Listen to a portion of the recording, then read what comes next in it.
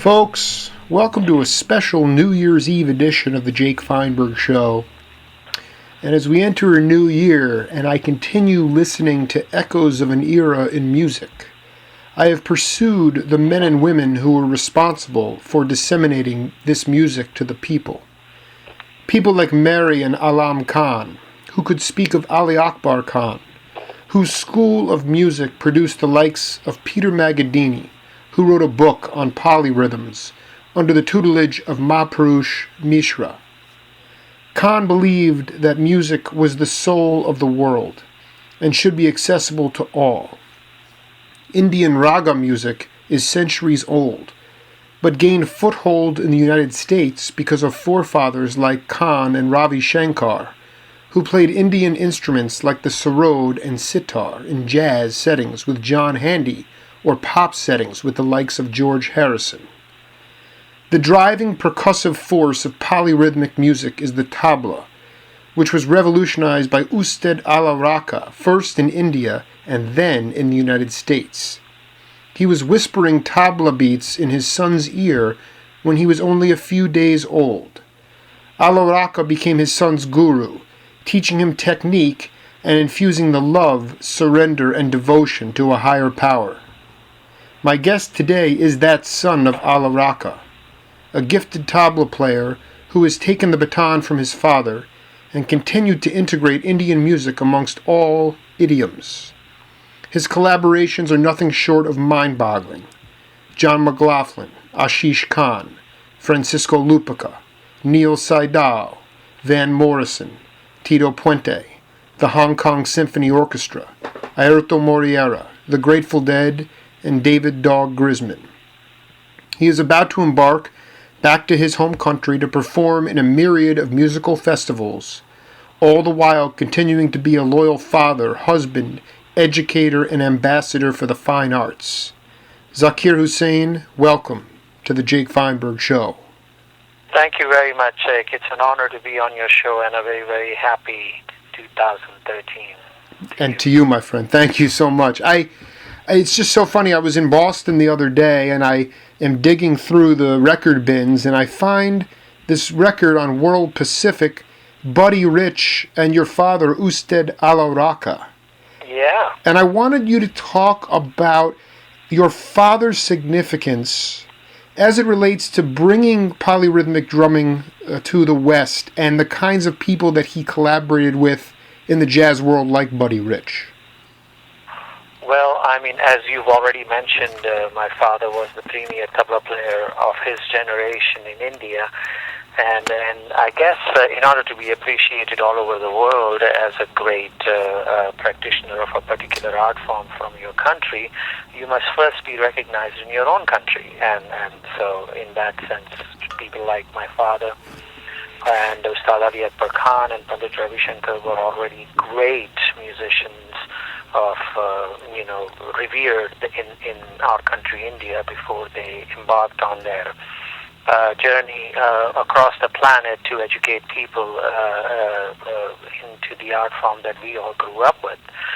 So having done that already and established himself in India, he came over here along with Pandit Ravi Shankar, and they became a duo for about 25 or 26 years, inseparable, playing concerts everywhere in the world. And when he was here with Ravi Shankar and playing with places like Monterey Pop or Woodstock or wherever, he came across so many great musicians at that time because, as you know, in California it was like the melting pot of new ideas and new interactions among musicians. People were just, getting turned on to musical ideas from all over the world. There were gamelan orchestras in California.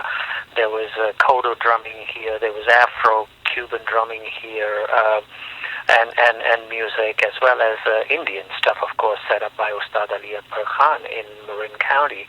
And so when my father was traveling in the West, and when Ravi Shankar and he were in America, they would drop anchor in Los Angeles and then travel outwards from there everywhere in the United States. And at that time, he came across great musicians like jamming with someone like Elvin Jones at Shelley's Manhole in Los Angeles, a small little club down there, or Buddy Ridge, and frequently coming across those people and playing with them, and which led to the idea of him and Buddy Ridge doing this album. And World Pacific was run by somebody called Richard Park, who was a great supporter of Indian art and culture and did a lot of the old Ravi Shankar recordings of that time. So he said, okay, let's put this together and finance it. And so World Pacific put the money together to make this album happen. And Ravi Shankar himself contributed some melodic structures to help the drummers, have a base to work out of. And the album came together. And what I understood from my father was that they met in the studio, Buddy Rich and my father, and without having any prior rehearsals on everything, and then just started on certain time signatures, and it was like, they've been doing it forever together, and just like they took up from wherever they had left off in their previous lives. And so Alaraka, my father, had his first actually experience of exposing Indian rhythms at that time in association with Buddy Rich, and from there on he started teaching people like Colin Walcott or great other drummers, Mickey Hart, and so many others who came to him to study, and the rhythmic ideas of India were transmitted from him to some great musicians, Hamza and Airto Moreira and those guys, and taken over from him to the audiences who were waiting to see what the masters of this part of the world, people like Mickey or George or John or anybody, were going to share with them, and so the chain reaction happened, the ripple effect continued, and there you are, from one little seed of Alaraka Buddy Ridge, there came this humongous juggernautic idea of polyrhythms that just went out forward and outwards, and is still doing. Zakir, I've read some interviews that you've done, and you're very conscious of always mentioning the spiritual part of music and the the collaboration, the listening, and not so much technique is part of it, but aside from, to me it is just so fascinating, and I find that we have drifted so far. I know that it's important to keep up with the Joneses and that times move on, but it seems to me that there was this level of trust and this idea that experimentation was actually a good thing, and that you could actually grow from that, and great inventions and great things could come from it. Whereas I see now a very narrow-minded society, not just here, even in your home country of India. It is very narrow. Things are very narrow, and I wonder the social consciousness, why it has shrunk. Because when I listen to the music of that time, and I see the cross collaborations, and I see the love, and I see the listening, and I know what Marin County and the Bay Area was like, I understand it was about peace and love, but it was deeper than that. And I just... It was absolutely... Please go into that. Well, music was the basis of the cultural discovery of that time. People were communicating through music, and whether it was peace or love, it was being indicated through interactions that musicians had. But at the same time, you have to realize that in those days, musicians of varied cultures who had kind of come together or congregated in this part of the world had brought traditions that they had lived with for centuries, and so it was it was how should I say, a more comfortable place for them to interact with other people. The deep roots were already there. The foundations inside them were there. They were plugged into a culture that they were confident would give them their own identity, and so they could interact with other people without losing themselves totally. and come up with something wondrous, which would be unique and point the way to the future of art and culture in today's world. What's happening is that so many things are happening so quickly. You're getting a new idea, and then before it even has a chance to drop roots, there's another idea, and then another idea, and then another idea. And so you find people clamoring to sink into one. And before they are even able to fully experience it and understand it and enjoy it, they are thrown into this other little pond, and so that's why I feel the people are not intentionally, but I guess in a defensive mode, trying to narrow their viewpoint because, hey, let us get used to this one before you throw us into another place. So I would like to, give the devil its due and say it's the rapidly changing nature of our cultural journey and experiments that is, that is creating this knee-jerk reaction. If things are allowed to prosper before moving on to the next, I think we would have a different kind of a reaction. Well, and I think that you make a good point, because it strikes me the idea that you could go to Shelley's Manhole and see Ravi Shankar playing ethnic Indian instrument with Elvin Jones. Elvin Jones, you could not think of a more of a rock steady kind of person. The foundation was there, and you could marinate in it, which is what Indian music is about. And now there is really. It seems our society has no time to actually appreciate what is there in front of us. We are moving on to the next thing.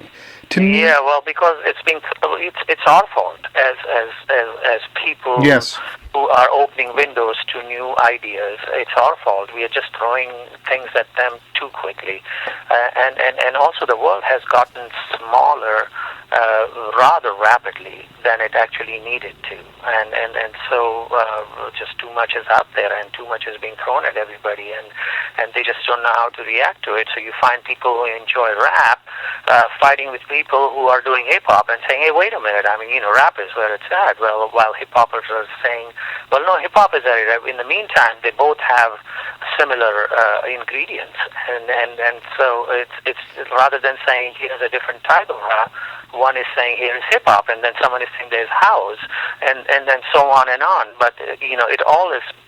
It has spawned from the same basic, pot, and there you are. You're wanting to, desperately try and make it different than something that has existed, knowing fully well that it actually comes from what already exists.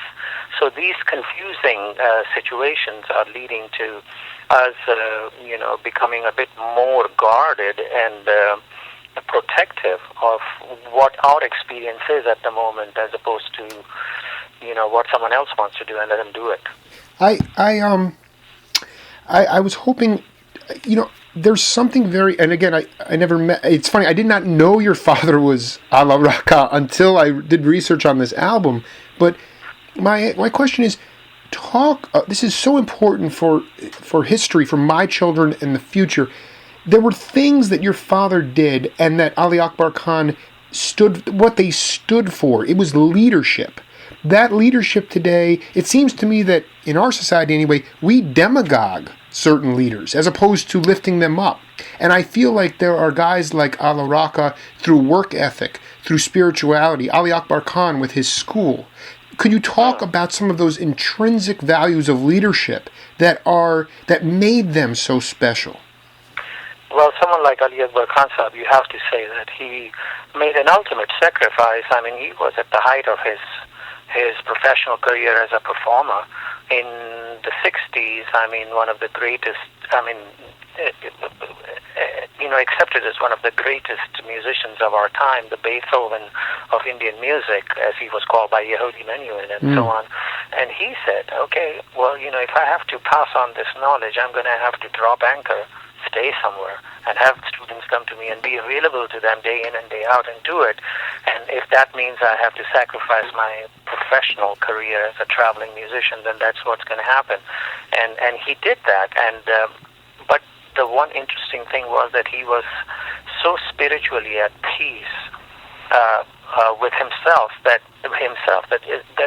the material world, wanting to have great success, their newspaper reviews and whatnot, did not matter. What mattered was preserving, nurturing, and passing on, of transmitting the knowledge that he grew up with and the wondrous nature of it, and let it be known to people. So he did that, and in his school, when you went to his class, you felt like you were in a temple. You were in a place of worship, and a place where the whole world was blocked out,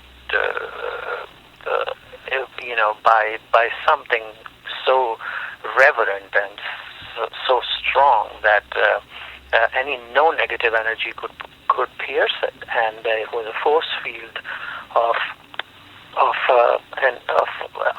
just a wondrous nature, and there you were in that world, learning from him, and without any distractions at all.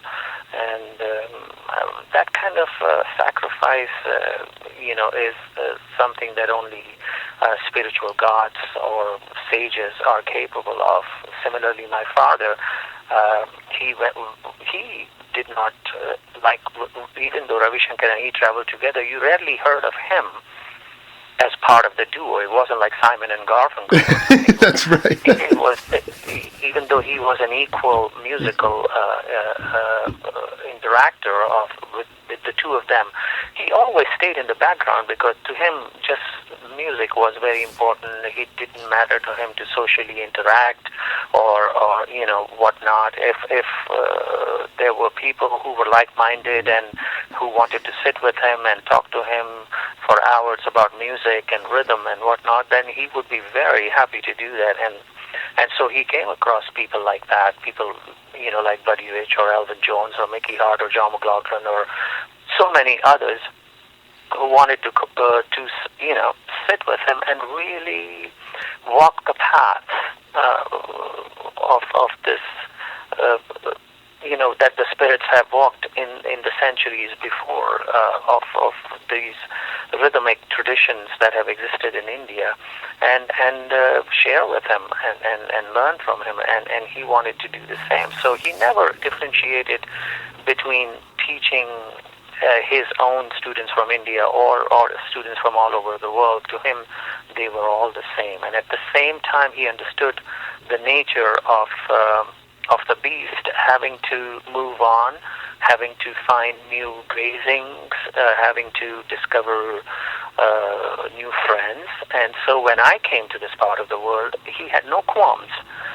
He had no worries, and total confidence that what he had given me, as far as the roots of my music are concerned, are so strong inside of me that they will always stay. And so he had no issue in introducing me to Mickey Hart and saying, "Take my son with you to the Bay Area and interact with him, and he will help you discover the world of Indian rhythms, and you show him what is out there." And that kind of confidence. Imagine throwing me, a 18-year-old young Indian kid who did not drink or smoke or do any of that stuff, into the lap of Grateful Dead.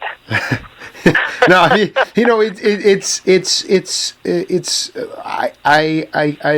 trying to contain my exuberance, because this band that gets, I look it up on Google and there's nary a word about it, and everyone's very familiar with Shakti, but the band that I am in love with and that I find was according to Neil Seidel, you want to draw a line in the sand, the first true world music band was Shanti.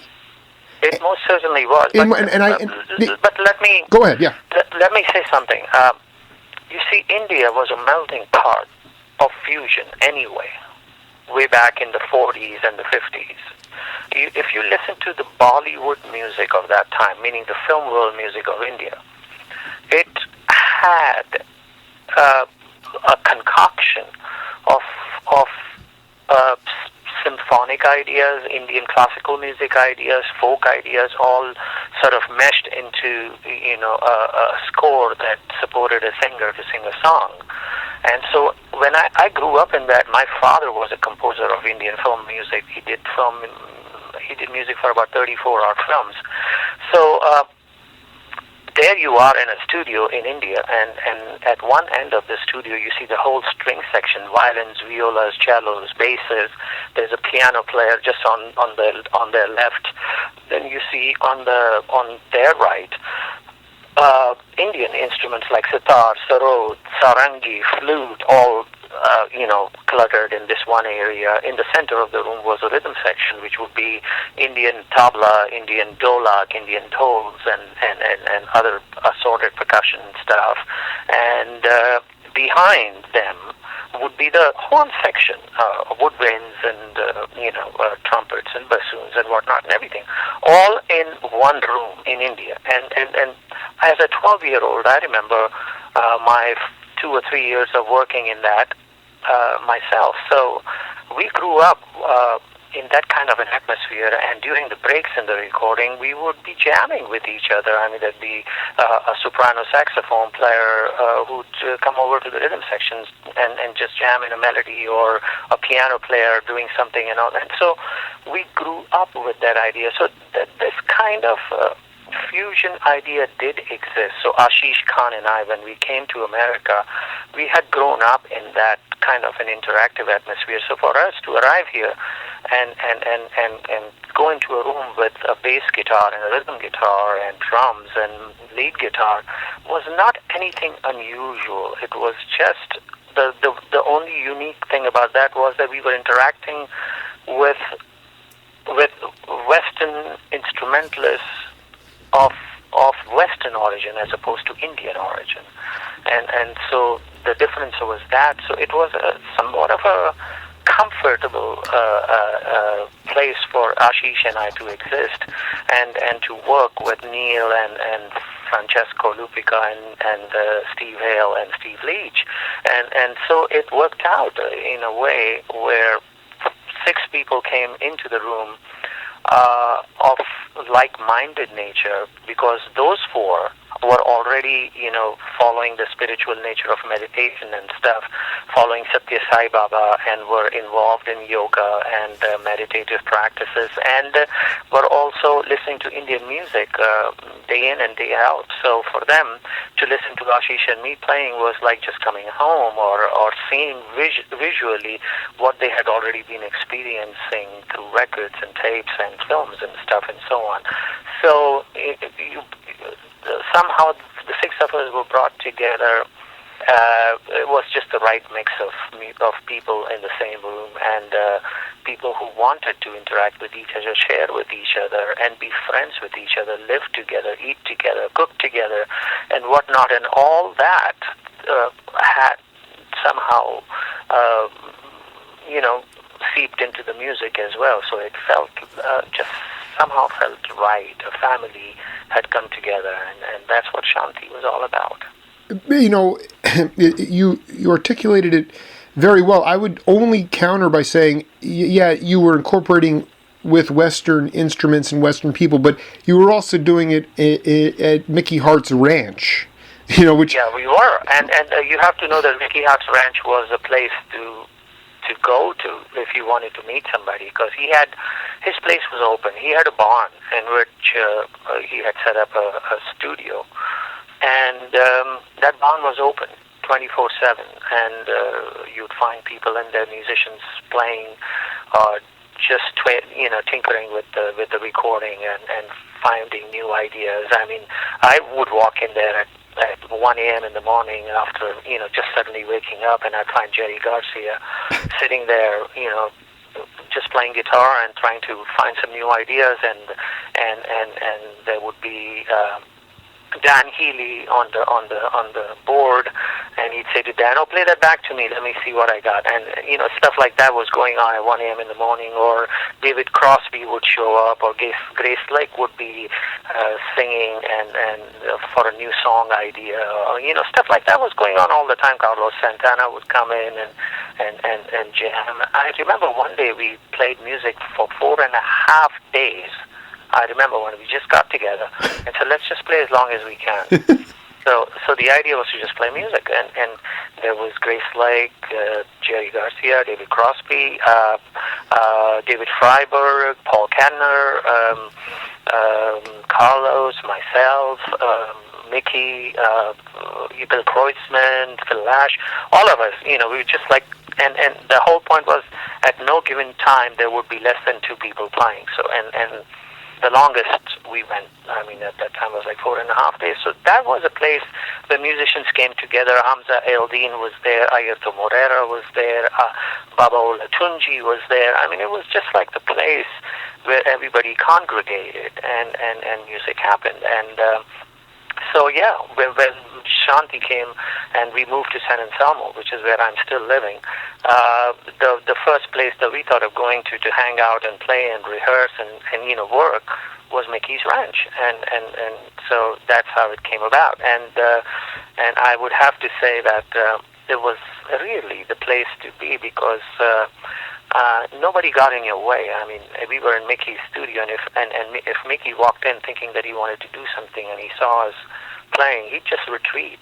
He wouldn't disturb or anything, and just go away and let us play. And so that's how it was. And I'm glad that we were able to find a place like that and have inputs by musicians of incredible generosity and genius of that time, putting in their 2 bits to us so that we could somehow become this band that had never happened before and probably never will again.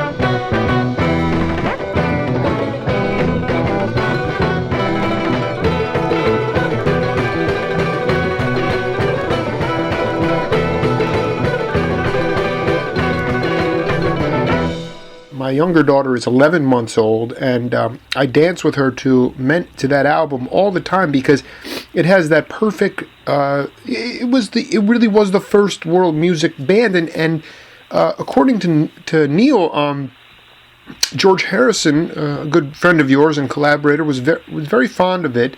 But in fact, when he went to get the blessing of Ravi Shankar, Ravi was not interested in blending classical Indian music with pop music, when in fact he did that himself. So the band. Well, it depends on how you look at it. You have to realize that Ravi Shankarji was a purist, Yes. even though he was interacting with musicians of great genius of that time.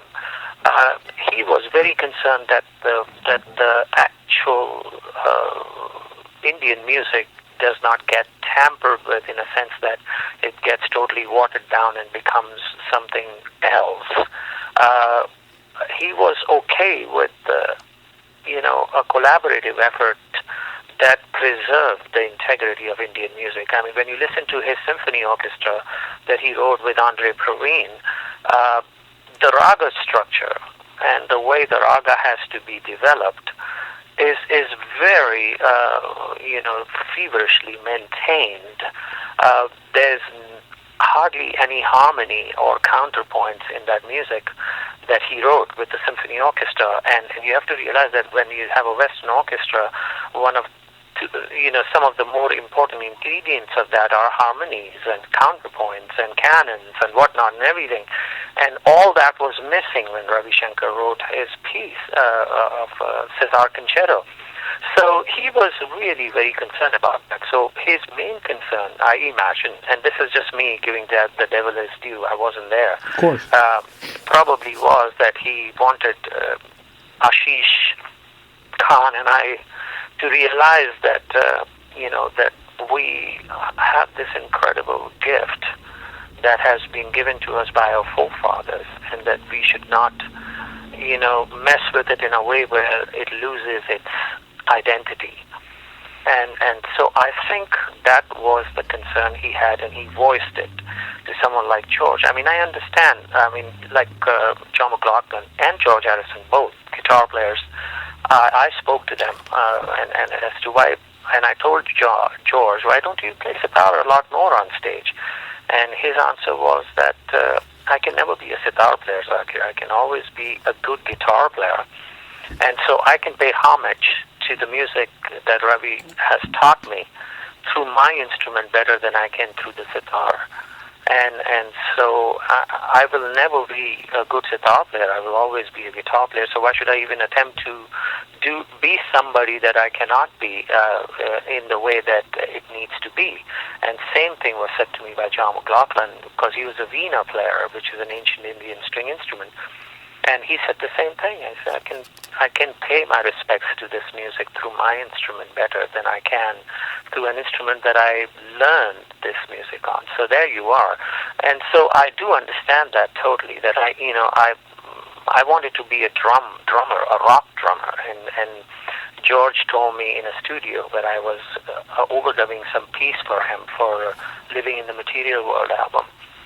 And he said, Zakir, we have 5,000 drummers we can call upon at a moment's notice. Why do you want to be just one of those 5,000 when you are such a unique tabla player and in demand for what you do, which is so unique, and what you bring to the table is so different?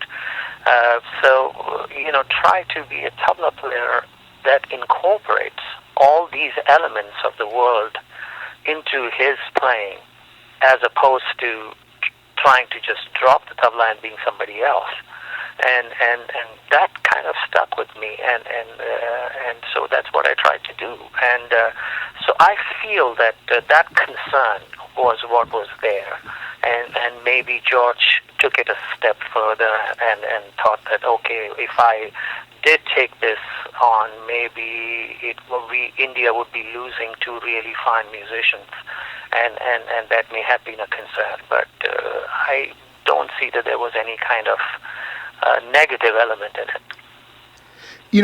I like that interpretation, keeping with the purity of the music, Because but you have to realize we were two very young musicians. You were very young, but so it is possible that we may have been persuaded to cross over a little too much and lose our identity as musicians. I think the concern was let these young boys establish themselves as great musicians of India first, and then go out and do whatever it is that they want to do. Wow.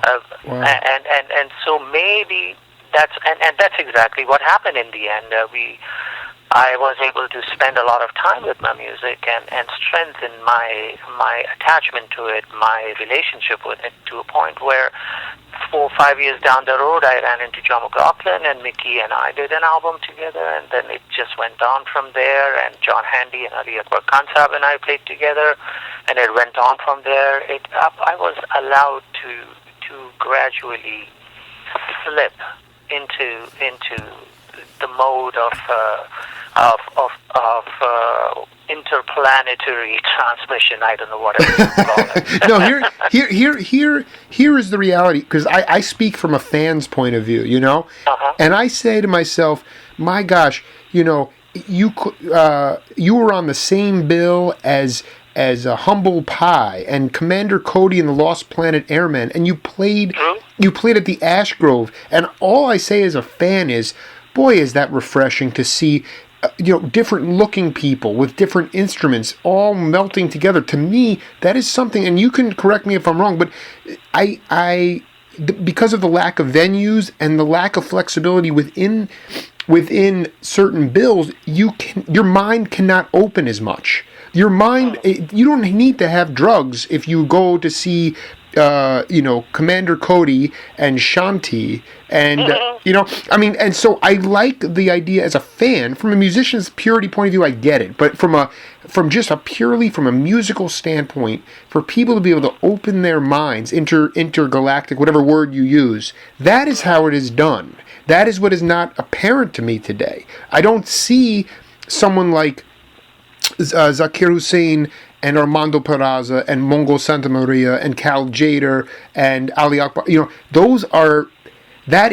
That blending is significant for the fan, and I tend to think that with your new group, when you go back to India, you must be conscious of this. I mean, but yet it is all real kind of classical Indian music. There is no real sort of variety there. Well, actually, I would have to say that may be changing.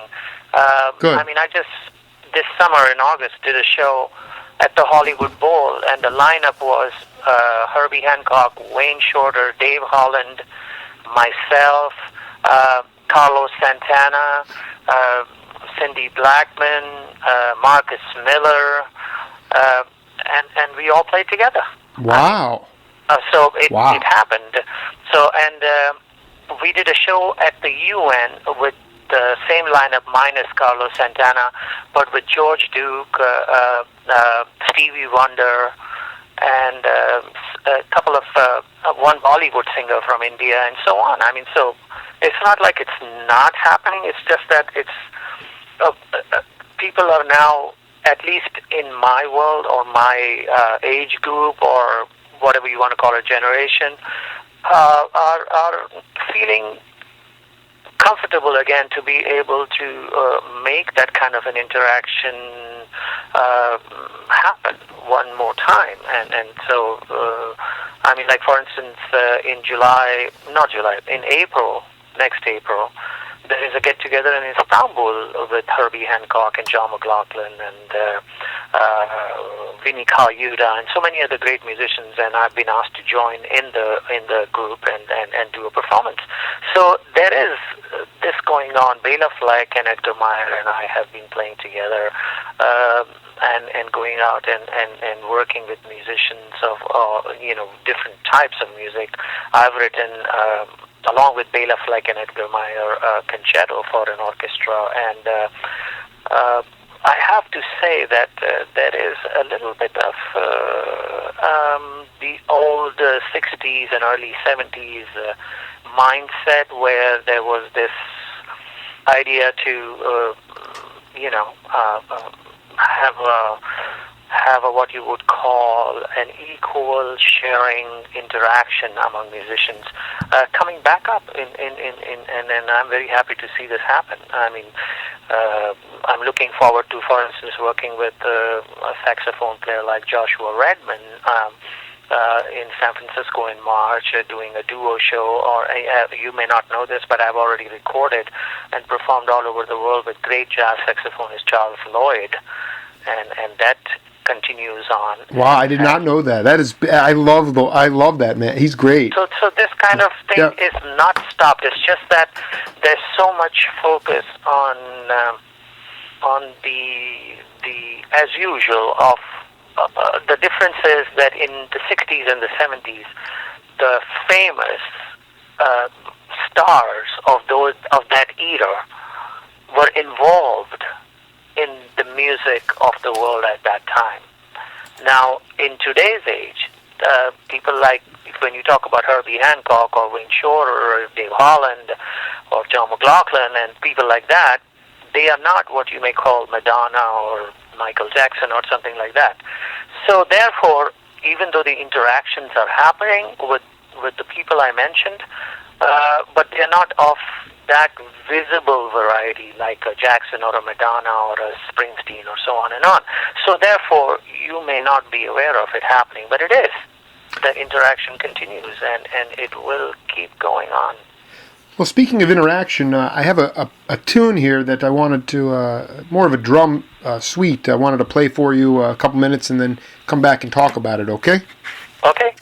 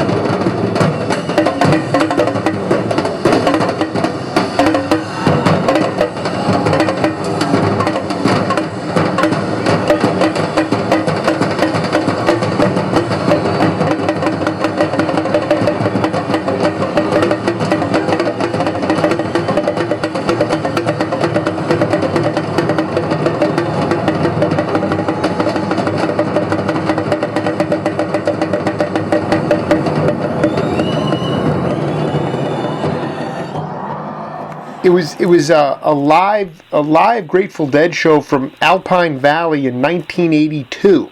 Yeah, I think I'm part of it. No, that's why I play. Of course, you're part of it.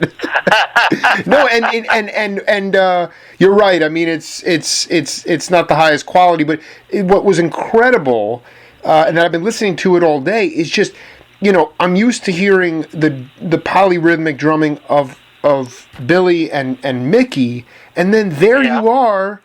Were you playing more different drums than the tabla as well, or just the tabla that night? No, I was playing tabla and a few folk instruments from India, which had a more of a melodic, a damp melodic tone as opposed to a ringing, resonant tabla tone.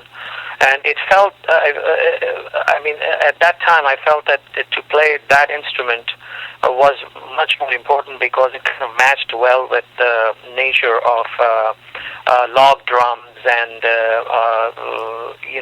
like tom-toms or floor toms that the Western drum has, which don't resonate as much, but still have a tone, a melodic note appearing from them.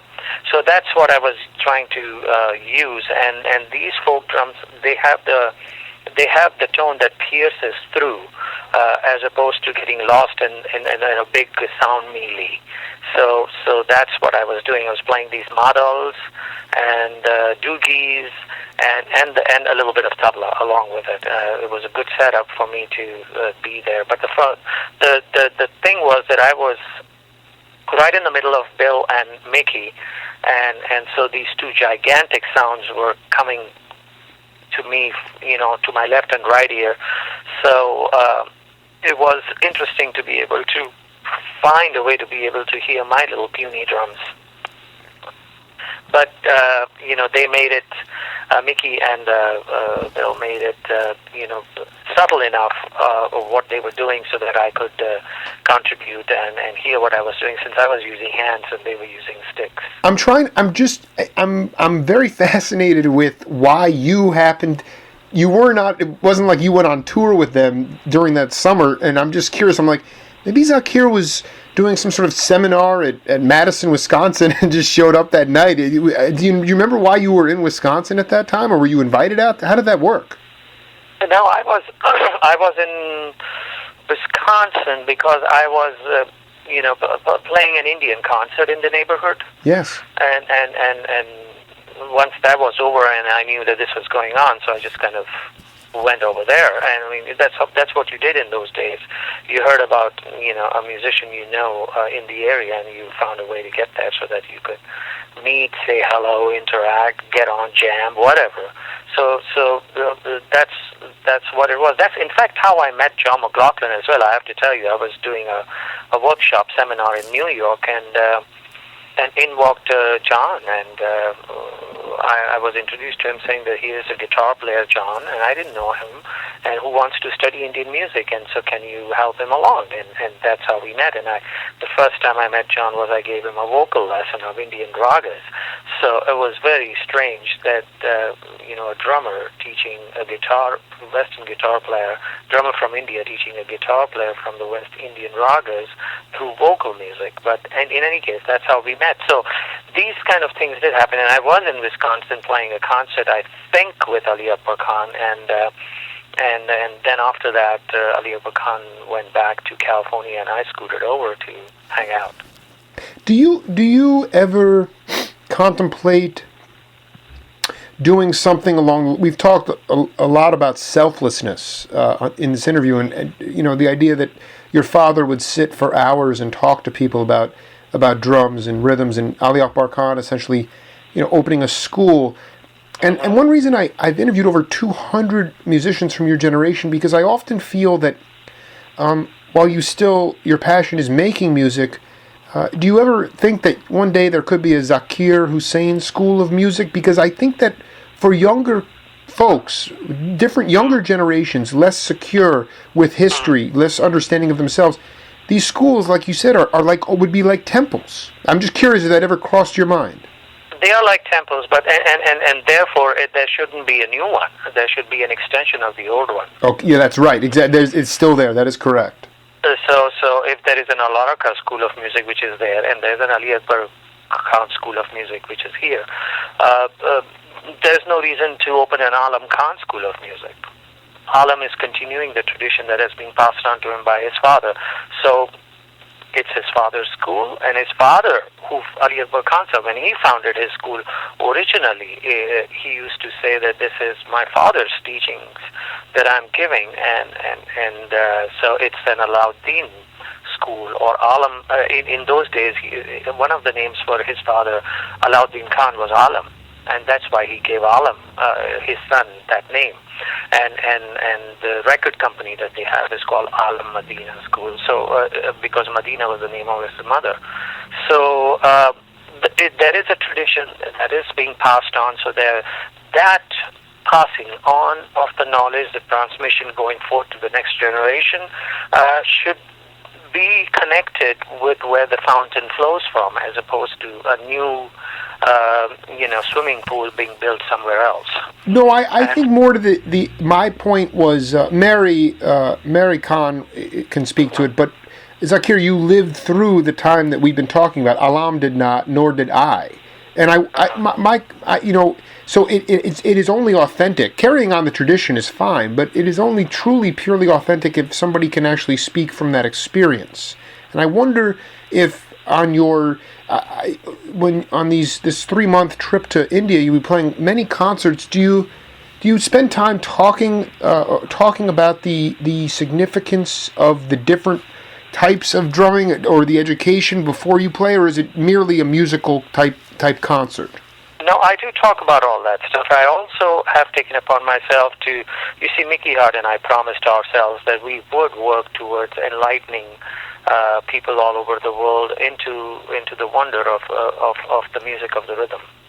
And so we've been doing that, and as you know, Mickey has done a zillion records focusing on the rhythmic ideas and rhythm and drums from all over the world. I do the same. I have a tour that I do every other year called Masters of Percussion, where I go into different remote areas of India and I find these great masters. There are over 200 different drums in India, and representing about 34 different rhythm traditions. And so therefore there are like a zillion masters of drumming representing these traditions. So every other year I take on a world tour drummers that I find, and I bring them together, 6 or 7 of them, and then we tour all over the world and play concerts. So that I do in India, I do it in America, in Europe, in Australia, and wherever else they want us, and we go and we perform. So these my attempt to be able to, educate people, or at least bring to the notice of people, traditions that exist, which are in remote areas of corners of India and need to be heard and seen, continues, and in India also do the same thing. But at the same time, India has become very, very conscious of what's happening elsewhere. And so there is a great attempt in India itself to be able to nurture these ideas that have spawned from interaction between, say, Ali Akbar Khan and John Handy, or John McLaughlin and L. Shankar, or myself, and so on. And so when and Ravi Shankar's work with Yehudi Menuhin or various other artists that he's worked with. So in India there are musicians who are taking these collaborative results and then trying to utilize them to move on forward. So you will find that in India there's this great movement among musicians of my age and younger age to be able to create something that uses all the ingredients of the musical genres that exist on this planet and find something different, something unique. So what was happening in California in the 60s and 70s is now happening in India. The difference is that there's not just Indian music involved or the Western music involved. There's now the electronicas and the hip hops and the raps and whatnot and everything. The pot has become huge, and I find that India is now becoming that